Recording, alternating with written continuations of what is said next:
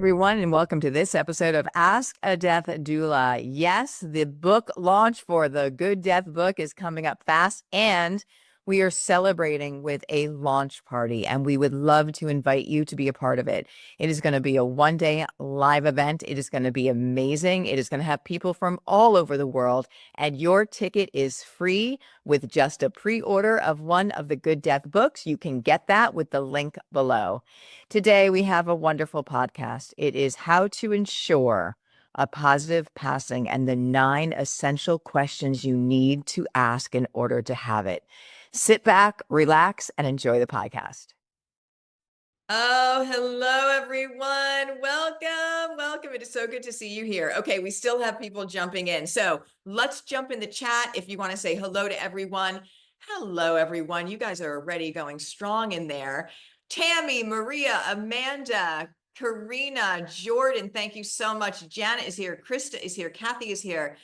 Hello from Thailand. Yes, hello from Thailand. Julia, Haley, Cecilia, Leah. Oh my gosh, you guys, you are coming in from all over the place. Karina from South Africa. Thank you so much, everyone, for joining and spending your time. We have people from Ontario. Maria's from Ontario. Tammy's from North Carolina. Good, Tammy. I'm glad you're here. We have Boston in the house, New York in the house, Brenda, Judy, Seda, Donna is here. Thank you all from every little place in the world. And this is exactly why we come together, so that we can share in this beautiful thing called life and humanity and what we've learned and getting together. And so I'm going to explain to you, this is a really special seminar series tonight, because it's something that has been needed, in my opinion, and I'll share with you my background.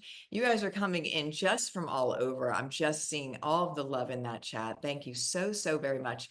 We are going to do live Q&A at the end. So if you have questions, absolutely go ahead. I am going to quiet the chat during the presentation so that we can really concentrate on the chat. So let's do this. We're going to quiet that, and I'm going to quiet my screen. And I want to welcome you to the seminar series. This is actually the number six seminar series that we have had. Now, each one stands alone, but it is a series of 12. And so I'm super happy that you're here tonight, because this is the 9-choice presentation. And I'm going to share the importance of these questions, how they came about. So without further ado, I am going to get going. We do have people still logging on. So let's, team, if you could make sure that we're admitting them in the background. I know they keep coming in, and that's a wonderful thing. And I want to thank you all for taking time out of your schedule to meet in this beautiful space of presence with one another. So let me go ahead and bring up the presentation. And then what I'm going to do is I'm going to ask you for, so I'm going to make that a bit bigger for everybody. And a full screen. And yes, we are live. So if you see the Good Death Seminar series, just give me a thumbs up on that screen. Thank you. Or 2 hands up. Thank you, Gina. I appreciate that. Thank you, Heather. All right. The Good Death Seminar series, it's seminar number 6. I can't believe it. Here we are. It's just another validation of how time is our greatest commodity, and really how fast it goes. So we want to really slow down and treat each day, in my opinion, like one little lifetime, and get all the presence out of it. So let me start by sharing that every choice that you make ensures that your wishes are known and honored. That's probably one of the most important things, that you get what you want. This is your journey. This is your journey, and your loved ones are here to support you. What I have found in my background, my vast background, oncology, hospice, being a death doula, and the founder of Doula Givers, is that we don't have this conversation. We don't think about it. We don't have this conversation. And then your families end up trying to guess what you would want. And what do you think happens with that? Well, first of all, families won't agree. But then you probably won't get what you wanted, because they don't know. They don't know. So I really want to empower you with every choice you make is so important, that it ensures that you will get what you want and also have your wishes honored. So I just want to do a quick recap of seminar 1, 2, 3, 4, and 5. We are on number 6. Now, by the way, these all stand alone. So you can come to one and have a completely great experience just with that topic. But it is a series of a total of 12, really based off of, again, the Good Death book, what I think in completion people need to know. So the first seminar was How we just forgot. And I often will share this because death is the number one fear in our world at this moment. How did it get there? Let me just pose that question. How did death get to be the number one fear when we've been dying for thousands of years, by the way, spoiler alert, right? And each and every one of us will have that journey with ourselves, with our loved ones. And how did it get to something that's the number one fear and something that we are running in all directions away from? Not that we want to rush it, but it is a natural, guaranteed part of the journey. And have we unconsciously in the last 100 years created this dynamic to have it so much more difficult right now than it needs to be? I'm going to tell you absolutely yes. So when that seminar was really going into the history, it was talking about thousands of years ago, how different cultures and religions revered death, what they thought about it, how they had ritual around it, and also talking about the last 100 years, how we have aging population now that's almost doubled in the last 100 years. And we've also made death a medical experience when it's not. And so we expect doctors to fix it, and death can't be fixed. It can be supported. We don't give our medical doctors training on end of life, how to have the conversation, how to do the support, which is critical. So that was really laying down a beautiful foundation. The seminar number two talked about the hospice gap, and there's no one is ever judging or pointing fingers in what we do here, but we do make observation. We make very clear observation of where we were, where we are now, and what we need to do to put things in place to change that, because we can't go back and do end of life again. And you're probably well aware that we have a struggling medical system pretty much most places for one reason or another. Really, in the United States, we have a struggling medical system. And as a former hospice nurse and oncology nurse, had so many patients and had very little time with them. And the time is what is your best medicine at the end of life. So coming up with support to, again, by the way, family caregivers do 98% of the end of life hands-on care at home for home hospice. 98%. I, as a hospice nurse, I'm supposed to teach the family how to do that care. It's virtually impossible with the fear that is there, the amount of time. I was there for 1 hour once a week as a hospice nurse, and the short amount of time that people are typically on hospice services. It's good for 6 months or less. I think the average is about 16 days. All of these elements are not working. And so we've come up in ways to define that gap and to see how we can fill it with free teachings of end-of-life doula teaching for families, having doula practitioners, and all the things that we can do to support the patient, the family, and the medical staff. Seminar 3 was talking about advanced directives. We're going to dip a little bit into that at the end of today. In your 9-choice document. So an advanced directive is talking about, for advanced care, what I would want or what I would not want. We talked about healthcare proxies in seminar 4, and that's the person, a lot of the verbiage is inaccurate that's out there, and that's a problem. When you have a lot of inaccurate information, especially in an area that's very feared, it causes a lot of damage. And so we clarified what that means, and we went into what makes a really good healthcare proxy and some of the things that you need to do. The 5th seminar was, what does quality of life mean to you? And that is something I think that you want to ask yourself for every day. And I mean that in the most beautiful, loving way, because we know that this journey will not continue one day to be the same as I know it today. And so if I treat every day with what I call the pillars, with things that I want to make sure that I get in, kindness and presence and moments of just, being outside or being with my dog or whatever it may be, then that day that it does come, hopefully I can say, okay, that I'm not going to miss it, because I just don't know when that day is going to be. So you want to talk about quality of life, and that really is the benchmark for how you choose subjectively if you want medications, operations, trials, things of that nature to extend your life if your quality is not there. And that's something that's not really being discussed. It goes into default if we don't choose for ourselves, and that gets in a very dangerous gray area. So those were the first 5. Here we are at number 6. How to ensure the best end-of-life experience for yourself. These are the 9 essential questions you need to answer, and I want to tell you how this came about. For years, I could not find an advanced directive document that really was complete, in my opinion. from what I've seen, the feedback from patients, what I felt really needed to be answered to have that good death. And so finally I said, okay, we have to sit down and create it. By the way, if you follow Doula Givers Institute, we have been just so blessed to be so busy with education. We do a lot of free education, professional education, but we are busy and we are working. So even to put a new program just like this together, it took a little bit to get the time to do that, but it's here.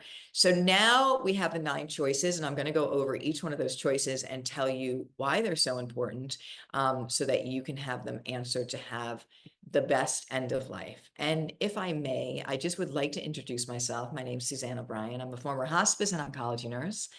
I have over 20 years of experience. I've worked at the bedside of over 1,000 end-of-life patients, and I've trained over 350,000 people to learn how to care for those they love at the end of life. And this was a volunteer trip. The picture here is a volunteer trip in Zimbabwe, and that is a mother who came to get medicine for her daughter. And people would walk for hours just to have a few minutes with the nurse. And it was really on that trip that taught me, wait a minute, we're doing this all wrong in America. End of life is not a medical experience, it's a human one. And I learned this working with the hospice team out there that didn't have the levels of medications and different procedures, but what they had was presence, and what they had was time. And they were taking a neighbor and training them to sit with the neighbor that was dying and take care of them and their family for the duration, not running in and out, like a doula. I felt like a birthing doula. And there we have Doula Givers Institute was born, and that support system that is, again, filling in the gaps in hospice was created. So my why is that I have so much information in this space, and I've seen what works and I've seen what doesn't work. And sometimes I will say that I think the whole Doula Givers training, which is a very vast, thorough training, was built on everything not to do that didn't go well. And that's a sad statement. That is a really sad statement. And I was running from house to house as a hospice nurse, and so were my peers. And the end of lives were not going as well as they could go, and I'm putting that very gently. There had to be change. And so I went to the CEO and I said, the end of life is not going well for most of the families. We have to do more. He said, we can't do more. That's it. That's all we can offer. The minute we put a dollar amount and a time limit on end of life, we're doing something wrong. And I know that when I came out in the very beginning, now it's almost about 18 years ago, with the education to teach families, that's how Doula Givers Institute started. It's a main focus component today, teaching the families how to care for their loved one before they ever need it, hopefully for free. And I thought, if I could help one family have a better end of life, then it's worth it. Then it's a win. But we are now honored to be working with people all around the world. Why? Because this is what unites us in our humanity. So that is my why. And do I do everything pretty much for that? That's my life's purpose. And I absolutely am honored to be in this space. So in the seminar tonight, you are going to learn the 9 essential questions that you need to answer to ensure clarity, comfort, and dignity at the end of life. So understanding the 9 essential choices and why they are so important. So let's talk about that. So this is really known, again, as that you can think of these 9 questions as that advance directive in its completion.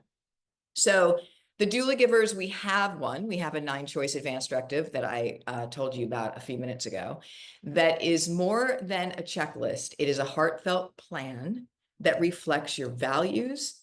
It reflects your preferences, your wishes for your final chapter. And most importantly, it includes essential choices needed to ensure your end-of-life experience aligns with your desires. So maybe even things that you haven't fully thought of, we're going to talk about today. And it's going to have the full 9 questions. So, we'll go into it, but you can think of it in terms before, during, and after that actual end of life.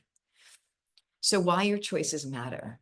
It avoids confusion and emotional stress for your loved ones. I will tell you, it breaks my heart to see what I've seen with people fighting. And I understand when fear is in front of us, we make poor choices. We say poor things sometimes. We get angry. Anger gets misdirected. And families that are debating on what mom wants or what they And a lot of times we project what we would want on somebody. And it's really important to understand that it's their journey, and the most loving thing we could do is support their journey. But if we don't know their choices, if they're not able to articulate them now we've got to try and scramble and figure it out.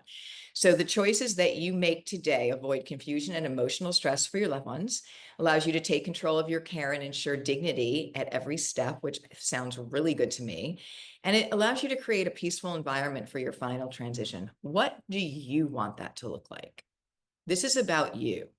And I want to just say that your atmosphere, and this is something you can even think about rolling back into your life today, your surroundings are so important to have the way you want, but especially at end of life, with the setting a sacred space, with the dim lighting, with the quiet noise, with background music, with dim lighting, all with your pets there with you, whatever it means to you. And I would really invite you to think about your own surroundings now, to make them more of what you want to, because this is your sanctuary, right? Your home is where you spend a lot of time, but especially at the end of life. Now, this is what propelled me to move out of the mainstream medical system and start teaching families outside. People say they want to die at home. Most people say, like, the statistics are all over with the high numbers. So here's one that I pulled. 70% of people say that they prefer to die at home, yet only 30% do. Planning changes that. Think of your family. This is going to be a very hard time of their journey caring for you. And if they don't feel equipped to do that, if they're lost, chances are they won't take that on themselves. It can get very, very complicated. And then people end up not being in a place that they want to be at the end of life. So we want to empower. I want to empower patients. They would tell me in the hospital, Suzanne, I want to be home. I just want to go home. How come I'm not home? And these are people of clear, sound mind that were the end of life and could articulate that to me. And I said, if you could tell me, why aren't you? It's because the family was now involved. The fear was there. It was unfortunate at that point. So planning changes everything for that. So let's just take a poll. How many of you, and I'm going to put 2 hands up here, how many of you would like to be cared for at home at the end of life? And I'm going to see if I can open up that beautiful box again. Yeah, if you want to just put in the chat and we can see what we've got there. If you want to be, if you just say home or say yes. If you want to be at home, give it a shout out. And it's okay if you don't. If you want to be somewhere else, you can absolutely do that. But I just want to get a pulse on really what you feel. Okay. You're bopping around. Okay. Yeah, so, okay. Let's see if you can, I want to see if you can see that. Okay, so let's go down and I'm going to take a temperature on this. Yeah. Thumbs up, home. Yes, home. Okay, beautiful. Yeah.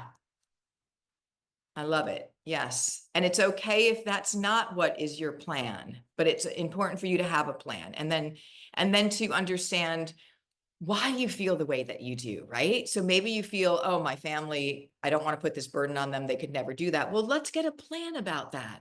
Let's get a plan on how to help your family feel that they have the support and the tools that they need so that they can care for you. And I'll tell you this, I have seen that the grief and bereavement of families is so much healthier, if we can say that word within this dynamic, when they are instrumental in caring for you at this precious time. So it's really important for them to do that.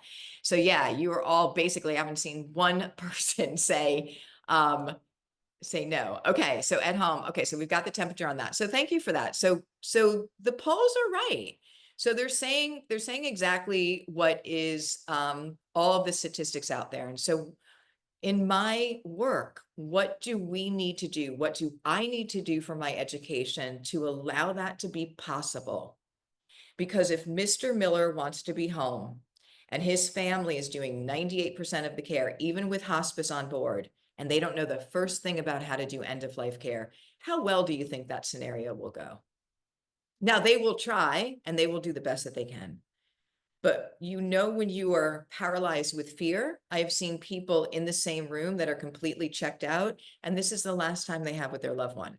So we want to make sure that they have the tools and support that they need to be able to bring people home like people want to, because that's really the way it used to be. And this is really what all of us here said that we wanted. I had 2 hands up.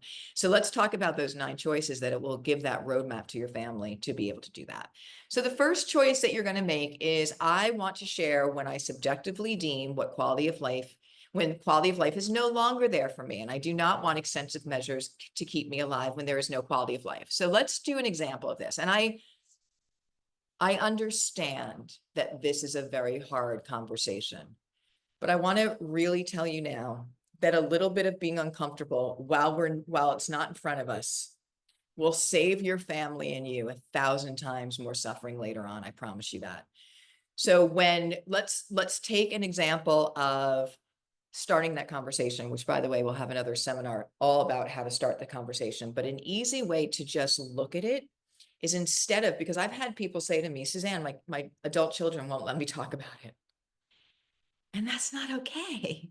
So, so people would say, oh, I want to talk to you about my end of life. And they go, oh, mom, don't talk like that.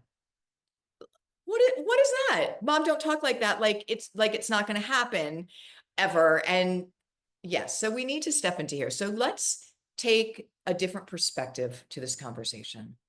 Instead of focusing on the loss of that loved one that's physically not going to be here, let's turn it into having the information to be able to really support them in their comfort, in their desires, what they want, in their wishes of everything. So if we just think that we're having that conversation and it's talking about how mom's not going to be here one day, yeah, that can be hard, and it is hard, right? That's a reality. If we turn it into something different, just energetically, which is really important, but it's one of the greatest gifts you can ever give your family. So the first thing that you need to subjectively decide is when your quality of life is no longer there, meaning that now is the time that I step into tight symptom management. No, thank you. I don't want to be poked anymore. No, thank you. I don't want to try this. No, thank you. I don't want to try that. And I want to share a story about Mary. Mary was a nurse, amazing. She had just an infectious smile and laugh. And I think she loved everyone and everyone loved her. She was in her late 30s and got intestinal cancer. She was treated for that and she got better. And then about 1.5 years later, it came back. And this time the doctor said, I'm sorry, it's back. And there's no treatment that we can really do. And so, like the rock star that she was, Mary, everyone fell apart, because here's this, and I write about her in the book, but I also have shown pictures of her in some different places because she was a personal friend as well. She was just someone you wanted to be friends with. You wanted to be around. She just made you feel better, right? And she just, she looked completely just like the beacon of health.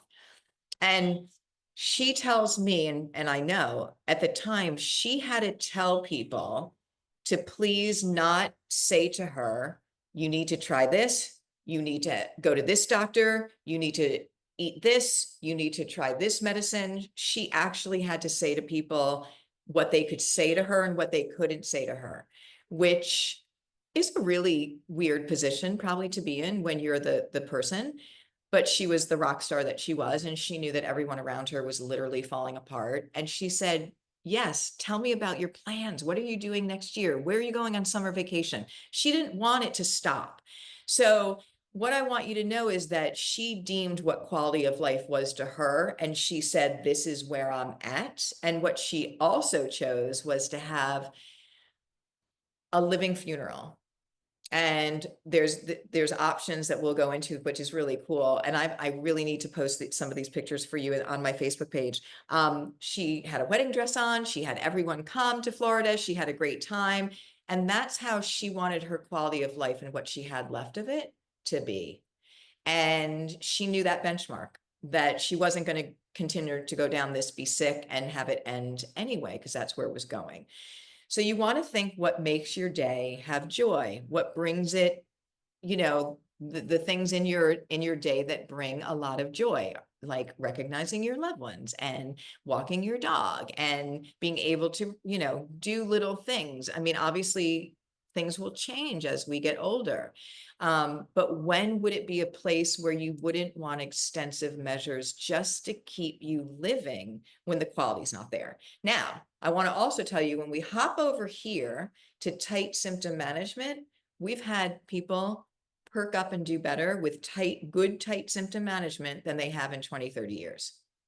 Because all of a sudden their nerve pain was under control and they were able to eat a little more because they weren't nauseous, and then they had a little more energy. Like it is powerful what really good palliative care can do. The longer we're living now, the more that is going to be in need, because the longer we live, we're going to be living with, probably chronic illnesses, maybe multiple. The problem with our mainstream medical is they don't have a lot of time. So when you are assessing and you're reassessing, it needs time to have that. So just keep in mind that good symptom management can have your quality of life really at the highest level, that you can enjoy every single day that you have for as many as you have. So the first choice is deciding what quality of life, what's important daily to you. And when it's not there, then you don't want extensive measures. Now let's talk about your care. Planning, practical care, physical care, emotional care. And these are really important questions. When we're thrown into this, we don't even know sometimes that people have these choices, and sometimes it's too late. So let's dive into what questions we can have for care. Let's just put it in categories of practical care. At the end of life, I'd like to be cared for in the following way. Where? We all of us here, we can say we're going to be at home. So we can put that down, right? By whom? By whom? Who ideally would you like to care for you? As we decline and our physicality is not there, we're going to need people to care for us and dress us eventually. So we really want to look into who do we want and who are we comfortable within the family or loved ones, or even we can hire people to do some of that. What are your comfort preferences? I'm going to say pick everything you want. If you like a stack of pillows, fluffy pillows, and nice blankets, you can say that. If you like warm socks, write that down. Do you want to be kept clean? Of course. Who doesn't? And you might say, Suzanne, these are things that we probably would all assume. I want to tell you something.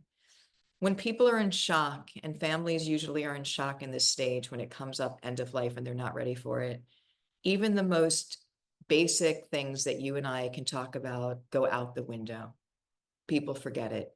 So how warm do you want to be? Where do you want your pain to be? And it's interesting because, I was working with editors on the book, and somebody had on the pass, there's multiple passes. They said something about, you're asking people if they want warm blankets, but shouldn't you just ask them if the temperature of the room, what the temperature of the room? And I was like, wow, I mean, I totally understand what you're saying, but I don't think that people understand, as that body is declining, circulation is not really there. And so people can get very cold, even elderly, their feet can get very cold. So we really want to make sure that we have all of those elements in place. Where do you want your pain level to be? This is your choice. And I'm not always saying that pain is going to be a part of the process, but many times there's pain there. So we'd like to use everything in our toolbox to help to make this the most comfortable scenario.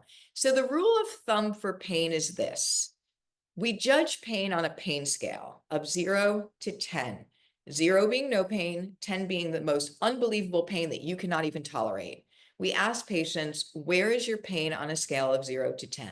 And that's subjective. So they might say, okay, it's a 6. And then you ask them, is it a stabbing pain? It is intermittent pain coming and going. Is it a fiery pain? So you want to identify that, because that's going to play a big role in how we treat that as not only family members, but practitioners. But where you want your pain to be is at a 4 or below. So that's the rule of thumb. Now, people have resisted because they feel they don't have control at the end of life, which I understand how that, the body declining. They have lots of choices. They have lots of control. And one of the things that I found as a hospice nurse is that patients would refuse to take their pain medicine because that's one of the only choices they had that they were being given. And they wanted to control it. Now, what do you think happens there? So he said, no, I don't need it. I don't want it. I don't want it. Two things happen there. They're controlling that because they're able to control something. And the second part of it is they're afraid to be knocked out. So we're going to address both of those. Number one, let me talk about the control part. Mr. Miller has a pain of 6. He says, no, I don't need the medicine now. I don't need it. And then he's bursting and he says, okay, I'll take it. And what do you think happens at that time that he takes it? Doesn't work. Once, and this is the most missed area of care for families. Now it'll probably work eventually, but I will tell you it'll be super hard and super long. As pain is going up, as you feel it going up on that pain scale, you've got to cut it off. If it gets too high, you cannot get ahead of it. So you've got to stay ahead of it. Now, that's missed by a lot of families. Also, with a lot of love surrounding this conversation, a lot of families will not give medicine because they haven't been taught, they're not comfortable with it, and they don't want to do it wrong. So they don't give it. And that's not a good thing either. It's the most missed area of care. You want to stay ahead of it. And the rule of thumb is a 4 or below. Let's talk about people not wanting to be knocked out by a medicine. When a narcotic, and we're going to use narcotic because that's the general pain medicine, narcotic medicine is given, usually in the beginning, the first dose or two, it does affect the body. People get a little bit groggy. It has to adjust to it. But we're not talking about knocking people out. We're talking about bringing that 6 or 7 down to a 3. I'd really like it to be a 2 if I could. So you know it's there, but it's not stopping you from having conversations or watching the Yankees or whatever you want to do. You know it's there, but it's controlled. If you've ever had a really bad headache or some relentless pain, you know that all you can think about is minute to minute trying to get through that. So you want to really know about pain and how that works. And hopefully we are educating lots of families on that in the care that we do, but this is your decision. And now you know. What about food preferences? What if you were a type 2 diabetic and had to limit the amount of sugar that you had? Can you have ice cream sundaes 3 times a day for every meal? I say, yes, you can. I say, yes, you can. This is your journey and you should have it exactly how you want it. So, we want to make sure that you're getting what you want. And it's important to understand at the end of life as well, eating is energy. It takes a lot out of us. So people come in, and I remember, people bringing these massive meals to dad because he loves the steak from this big place, and this big steak was there, and the man would be looking at it like it was going to, he was going to climb Mount Everest. He couldn't. It's too much. So make sure that you let people know what you'd like, how often, and have your favorite things. What about your pet preferences? Those little pets. I'll tell you something. I had a woman that I was caring for, and she had a very challenged life and journey, and her son was caring for her. He had to work during the day, and she had a little Yorkie. I swear this little Yorkie was like a doula to her. I mean, it would just be in her bed. It was so comforting to both of them.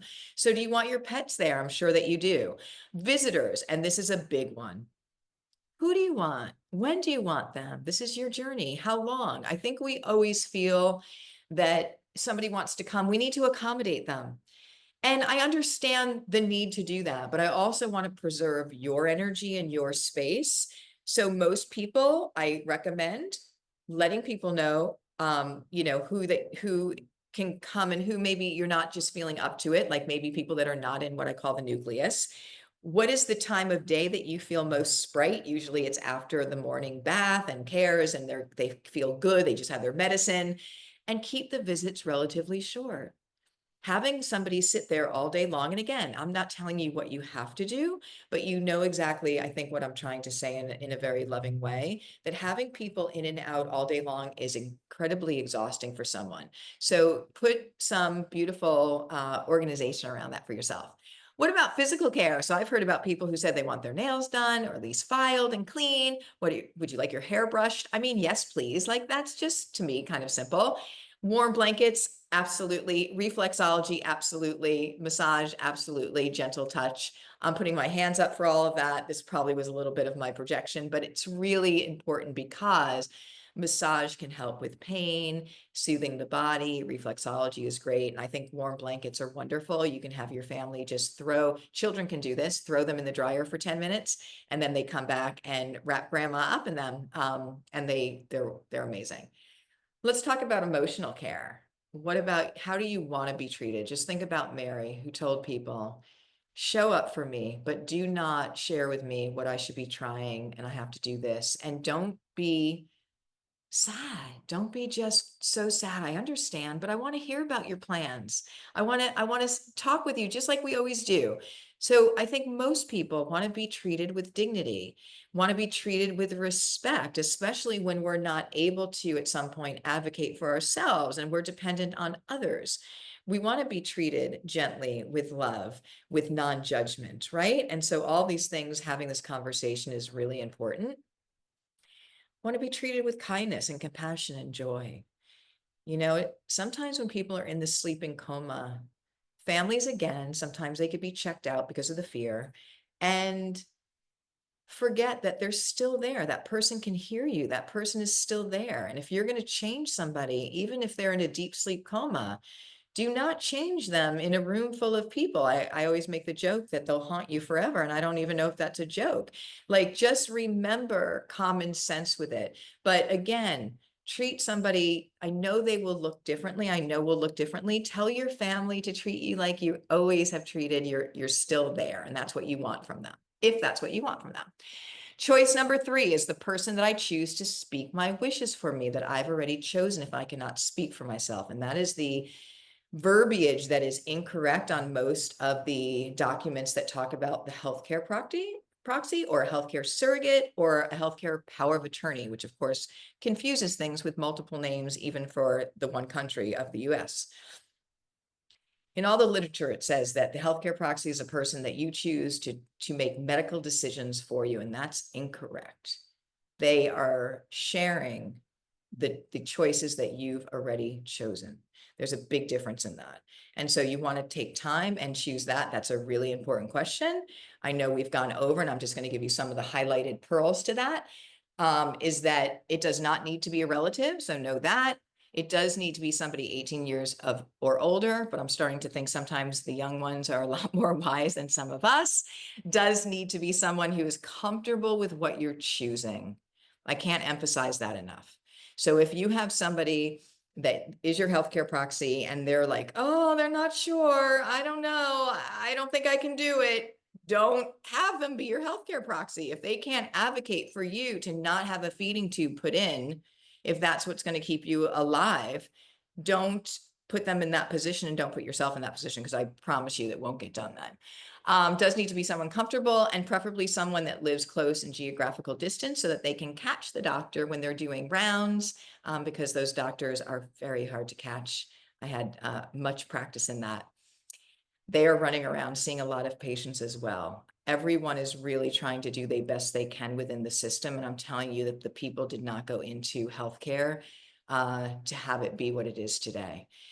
Remember that every choice that you make here ensures that your wishes are known and honored. This is your journey, and loved ones are here to support you. The more direction we can give, the better. So let's go to choice number 4. What do you want your family and loved ones to know? This is something that I've been doing, is writing little love letters and love notes. And just, if you have a day that, you know, you're spending with family or whatever it may be, and it was just one of those beautiful times, and you're like, oh my gosh, this was such a great, write a note about that and put it in a box so that they can find that later, just what you feel, but also what do you want them to know? And here are a few things that really do come up at the end of life. These are examples. Is, I'm sorry if I ever hurt you. And I'm going to tell you this is the human journey. We have all had things that we've done that we feel sorry and want forgiveness for, and we have people that we need to forgive as well. I will always go back to this. This has been with almost every client that I've worked with at the end of life.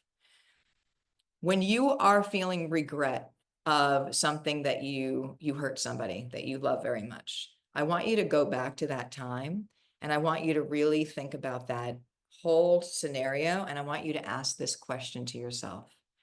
Was I doing the best I could with where I was at that time? And I'm going to tell you, no matter what that dynamic was, the answer is always going to be yes. So I want you to give yourself grace and love that you were doing the best you could with where you were at the time. And now you know differently. So it's lovely to say, if I ever hurt you, I am so sorry. I love you. I forgive you, because this is the human journey and there's lots of different levels of that. It kind of clears everything. If you want to say to them, don't be afraid. I've had a lot of my end of life patients just share. Okay, I want to tell you what happened on a webinar a week ago. Was it a week ago? There was a woman who worked in a nursing home, and she said that I was talking about, the end of life and how sometimes people will, what I feel like is almost go back and forth before they fully leave, because they tell you all of this information. Sometimes it's like after a night or they wake up. And she said, this happened to me. She said, I was caring for this woman. She was 106. I don't even know what that must look like.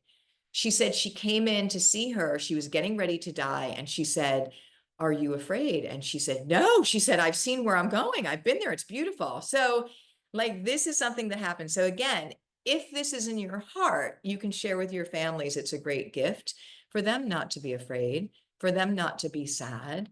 It's up to you. I mean, it's always going to be super hard not to have the physical person here. But I think when we love our loved ones so much, I think about this all the time because grief is such a heavy thing.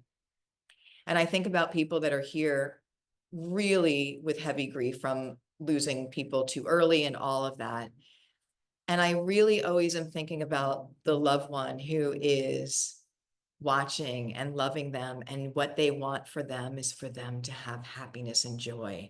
And so, when we talk like this, giving your family that permission again, and just sharing a little bit about how you feel about that.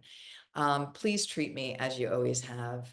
When people go through cancer treatments, their physical body changes a lot, and the end of life. And when people have seen them for the first time in a while, I always try, as the doula, as a hospice nurse, to let families know what they're walking into so that it doesn't show on their face, so they're not taken back. Because one of the things that hurts people the most is when you act differently towards them because they look different, because they're still there. They're still the same person.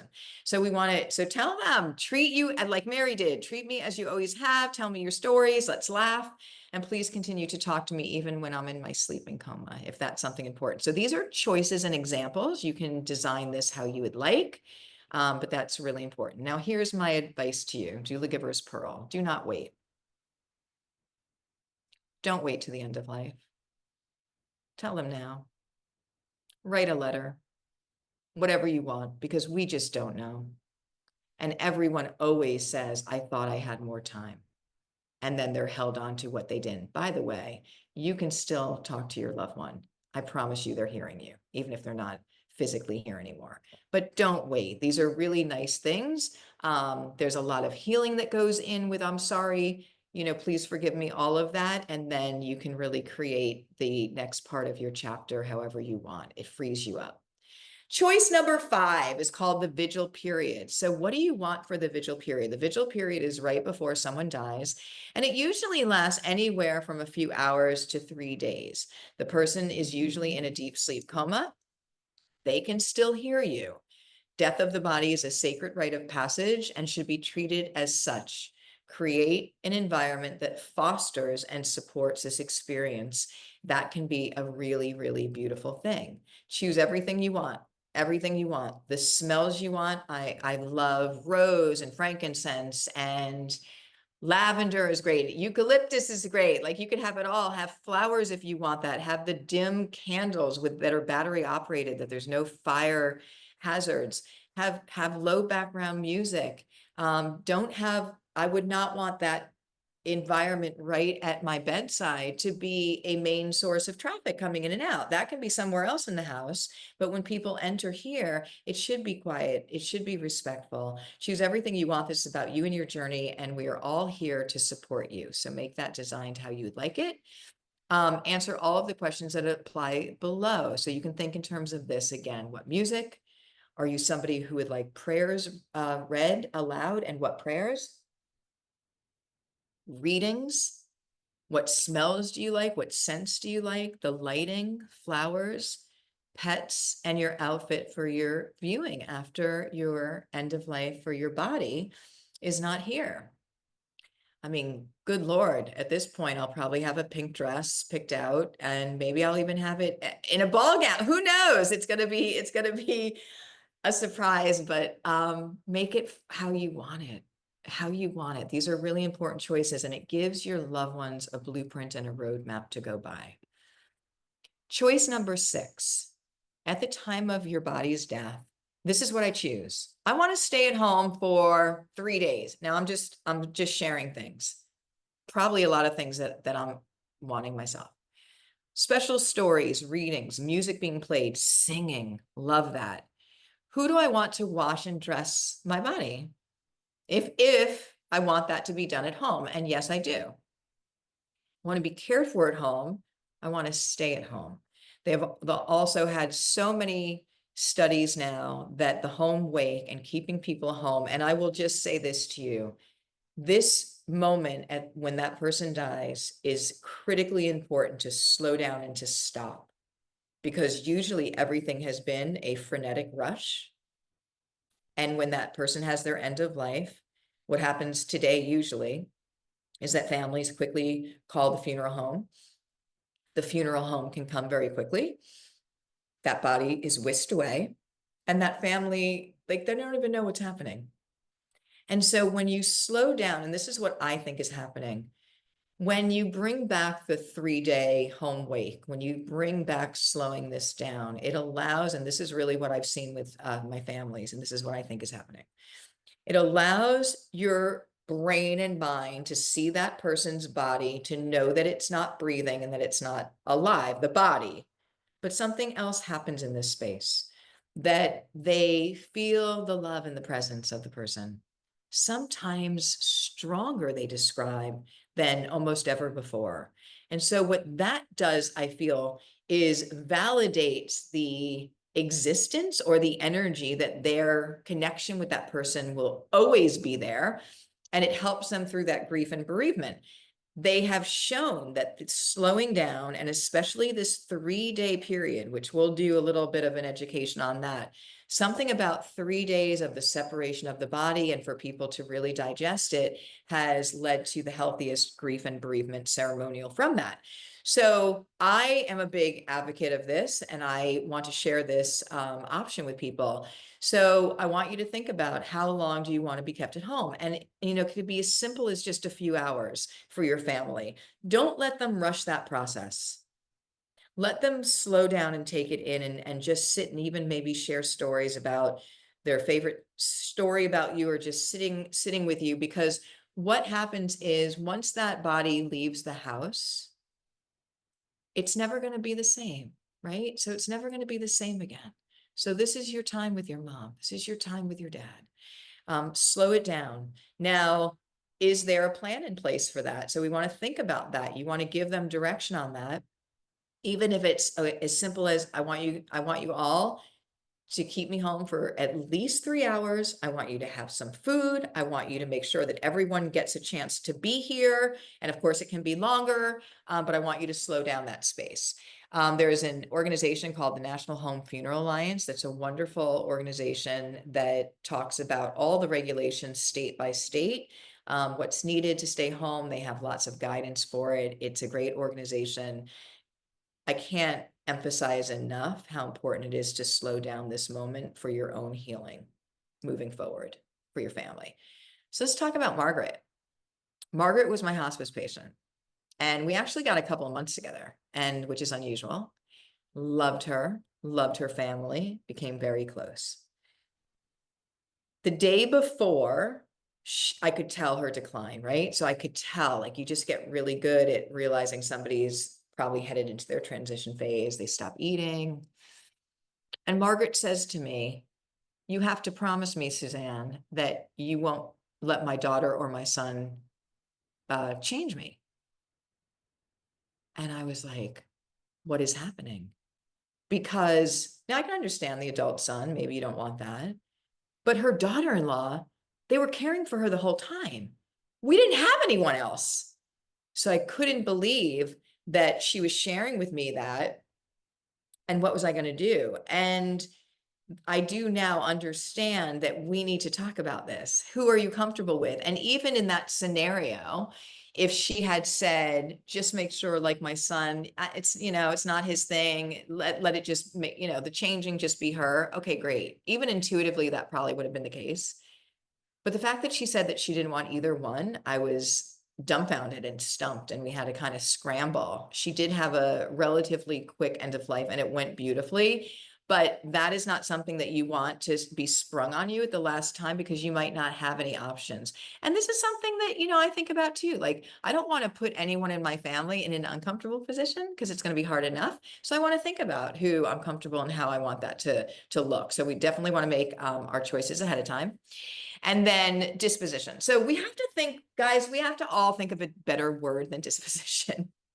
I haven't been able to come up with it yet, but we will. So let's noodle on that as a group, because disposition means where do you want your body be laid to rest, but it's just not a warm, fuzzy word that we have to find something else. So, but this is for what we're doing now and talking about it. We want to talk about all the choices, and we're going to go into depth in another seminar, but I have to tell you, you have lots of choices about where you want your beautiful body to be laid to rest. And I think that we're all getting very aware of the impact on the planet that choices have. And when we don't talk about things, we don't know we have choices. So we usually don't choose things because we don't know any better. And so let's unpack that. Let's really talk about what I want to happen after the actual end of life of my body, and then also disposition choices. So just to name a few right now, there's something called water cremations, also known as aquamation. And this is what has been said to be the most environmentally friendly. I used to think, and I think a lot of us were under the impression, that a fire cremation was better for the planet in a sense of not going into the earth in a non-biodegradable casket, not taking up space. However, truth be told, it's not so great because of the ozone layer and the fire and all of that. And so there's now really green choices, water cremations, and natural burial.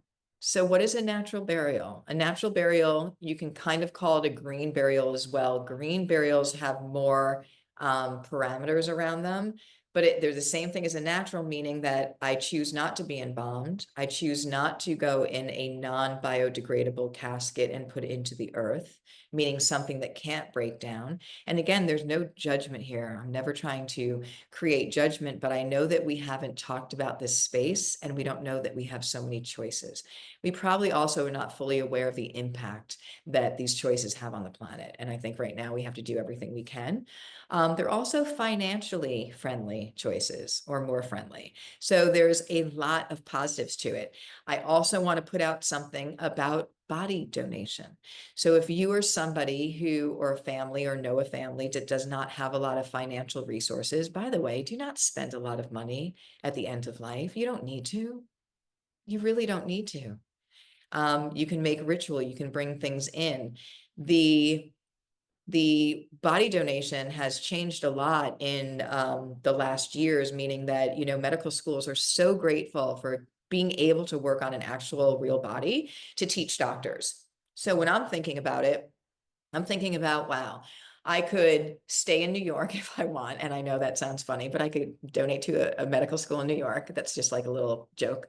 But having all these doctors that are learning how to care for others, being able to be better practitioners because they're able to work on an actual body, to me has a gift that gives multiple times. Now, how much do you think that costs to donate your body to science? Zero. They will pick up your loved one when you're ready. They will also, when they are done with all of the teachings from the body, have a lot of them have ceremonies. They will have a cremation, and I hope a lot of them get on board with water cremation options, and then bring you back your loved one's remains so that you can then do what you want with them. So that's an option that costs no money.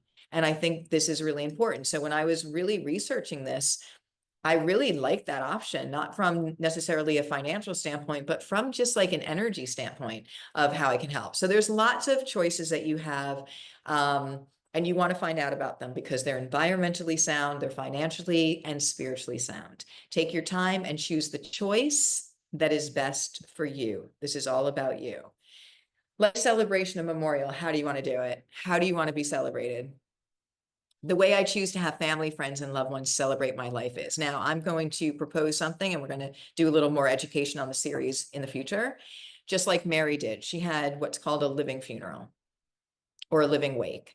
And it really makes sense. You know, people at the wake are up there, they're very upset. They are saying the nicest things about you, one after the other, after the other, after the other. Why not be a part of that? They're having food, they're having whatever. Maybe you want to be a part of that. And there's something that is known as a funeral. So taking a spin-off funeral, and that is having again, something that you're a part of and having it be a life celebration. The New York Times did a big piece on this. It was, Doula Givers was in this as well. It was called The Death Positive Movement Comes to Life. And it followed Shotzi, who I'm going to talk to you about her in a minute, who had a funeral that we all went to. And I'll tell you a little bit more about that. But either having it with you or having it with you in spirit, where do you want it? Do you want to share where you want to be celebrated, how you want it? Do you want a life celebration? Do you want a traditional or standard funeral? Or do you want more of a celebration of the life lived? What kind of music do you want played? What about the guest list? Eulogy, who should do it? Are you wanting to do a eulogy in first person? Yes, I just said that.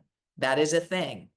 And I will tell you, as close as somebody is to you, your best friend, your best family member, closest family member, they will probably not say the exact things that you would say about yourself. Now, there's something else that happens when we do a eulogy in first person, when then the body's not there anymore. Think about it. There's somebody who's not there that is addressing a group of people that loves you. So I'm going to tell you about two examples. I did talk to you about Shotzi. Now, Shotzi was my partner at the Death Cafe in New York City. She helped me run it. She was 88 at the time. And this woman was just amazing. So she had a funeral, and she said, I'm not sick, but she rented a room, and she had a live band, and she had music, and people were dancing, and she had, okay, stay with me on this. She had a cardboard, she had a natural burial up in Rhinebeck, New York. She had it all picked out. She had a cardboard biodegradable casket that everyone was decorating at the funeral. Okay. There was music and dancing, and she's 4'9" or 4'10", by the way. She's just absolutely amazing. And I remember at one point, because her and I had done obviously a lot of conversation about this, at one point she looked at me from across the room, and we just smiled at each other that this is how it should be. Like, this is how end of life could be. So Shotzi is no longer physically with us, but what a trailblazer, and what an honor to get to know her. Mr. Donahue, another great example. His example is of doing a eulogy in first person. He had pancreatic cancer. His life ended short. And he wrote out his eulogy that was addressed at his funeral after he died. And when you hear his words addressing his family, his wife, his two sons, and all of his loved ones, it's like he's right there. It's like he was right there. There is nothing that could have been more beautiful and impactful than knowing the physical person's not there, but we're hearing his words that were so beautiful and also feeling the love. So there's lots of choices in this space. Again, you can choose whatever you want. Ongoing honoring. We need to bring back ritual into this space. So ritual at the end of life and ritual in our honoring of people continuing. Their physical body might not be here, but they're here with us as long as we keep them here with us. So we never stop missing the ones that we love, and we do not have to. Commemorating the loved one, that the love that they brought into our lives on a regular basis is not only beautiful, it allows our grief to shift into a healthy honoring and a knowing that the love this person brought to our lives is always with us. End of life grief and bereavement does not end after 2 weeks. Whoever said that does not work that way. I will tell you that. It probably never fully ends, but it can change. It can change form and intensity. Let your loved ones know how and when you want to be honored in their lives after you are gone. Be specific. Make it personal and joyful. Every birthday, do you want them to have a party every birthday for you? Okay, that sounds good. Or every anniversary, whatever it is to you, give them direction on that. I know people get together and have a picnic or meet at the the boathouse where people used to love to go, and it just really keeps that loved one as part of your life ongoing and creates a beautiful ritual around it. So we have to talk about moving from advanced directive to legally binding medical order. So if you were not here for that part of it, I want to just give you a little doula giver's pearl in this space. Understanding and using what's called a POST form, which stands for Physician's Order, Life-Sustaining Treatment, is critically important when you're able to do it. An advanced directive guides your loved ones, but a POST form signed by your doctor ensures that your wishes are followed legally. It is essential to transfer the choices that you've made already, all the things that we've talked about, into this format when you become seriously ill. Some states are starting to roll it back that you can do it without being seriously ill. But if you want to, make sure that when the time is appropriate, you can do a POST form. But I'm also going to tell you, this is a doula giver's pearl. If you're clear with your loved ones about what you want and what you don't want, if they all know, you're going to get what you want, whether you have a POST form or not, whether the advanced directive can be found or not, because you've clearly said what quality of life is, where you want to be, and everyone heard. They had their opportunity to ask questions to you and ask, Mom, why do you want something? Why do you don't? And the most loving thing they can do for you is support you, and they will. So steps to complete the POST form are to ensure your medical preferences are accurately documented and legally binding. Follow these steps to complete the POST form. Print and secure a POST form. Your doctor will do this, but you can also see what they look like online. Obtain a POST form from your healthcare provider when you're, again, able to do it, or your local hospital or state health department. You can also download a printable version from their website, but it needs to be done by a doctor. So you can see what it's like, but make sure that you say, doctor, I'm coming in, we're doing the POST form. You want to do the work ahead of time about thinking about all those questions. They're not just a check mark. You want to think about that. You want to have this discussion, then just transfer your wishes into the POST form. So in conclusion, those are 9 questions that, if we really look at it, talk about what I would want as I'm getting towards my end of life, and after. So it completes that. It's really the 9 choices that I have really seen complete a good death when they're answered and done for families and for yourself. You know the 9 essential questions that you need to answer to have that good death. These questions create a plan that ensures dignity, peace, and comfort for yourself, and clarity and confidence for your loved ones. This is one of the greatest gifts you can ever give yourself and your family. The people that have told me that their loved one had it all written out, told them what they wanted, they said, as hard as that end of life was, it was so much easier. Give that gift to your loved one and to yourself. And we always will share that bringing back the sacredness of death brings back the sacredness of life. And together, this is how we change the world. All right, everyone. I hope you enjoyed that episode of Ask a Death Doula. We have used all of our intel from working with thousands of people around the world. what makes a positive end of life and what actually prevented people from having a positive passing? And these are the 9 essential questions that you need to ask in order to make sure that you have a full peace of mind and positive end of life. And of course, for your loved ones as well. And with that in mind, we have the Good Death book launch coming up soon, and we're inviting you to an invite-only launch party, a live launch party where we have very special guests coming and some prizes to give away on March 22nd, and we would love for you to be there. If you don't have your ticket, grab it now. It is free. Your ticket is free with the pre-order of one of the Good Death books. The link is below the masterclass, March 22nd. We want to see you there. All right, everyone, have a wonderful day, and thank you. We'll see you in the next episode.